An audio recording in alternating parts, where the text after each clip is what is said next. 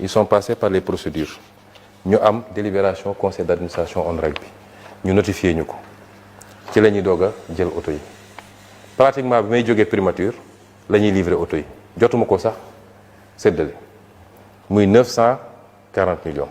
Ensuite 87 millions pour la couverture budgétaire du marché relatif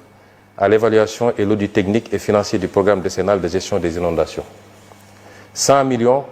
liés à la prise en charge des activités du comité de commémoration du massacre des tirailleurs sénégalais de Thiaroye 44. Et enfin 300 millions destinés aux travaux de remise aux normes du building administratif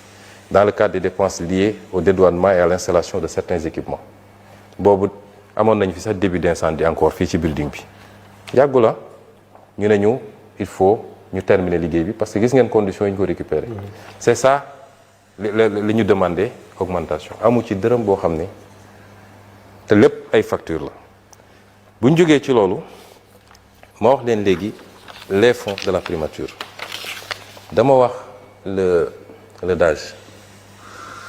ma ne ko 15 bu ñuy génne donte kenn du ko contrôler dama bëgg mu am traçabilité tey je lance un défi dégg naa ay waa société civile ne on demande ñu wax ñu rendre public fonds wu primature pourquoi commencé wuñ ci présidence de la république xam nga mauvaise foi weesuwul loolu Sénégal nit ñi doy nañu waar jiitaluñu yàlla ci leen dañuy cibler benn nit bëgguñu ko parce que man aw ma affaire ak ñoom en réalité man fricoté wu ma ak ñoom jëflante wu ma ak ñoom parce que dama nekk ci sama siège ñu nekk seen siège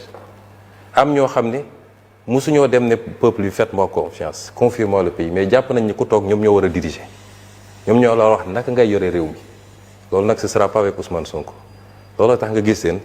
il ne me supporte pas mais tant mieux mais ku naan kay tu veux la transparence sur les fonds commencez par le plus gros fonds et je lance un défi ici nañu teg disposition bi ne les fonds ne sont soumis à aucune justification nañ ko lever ñu jël les 10 dernières années les fonds de la présidence les fonds de la primature ñu ñëw ñu andi IGE wala Cour des comptes mu càmbar ko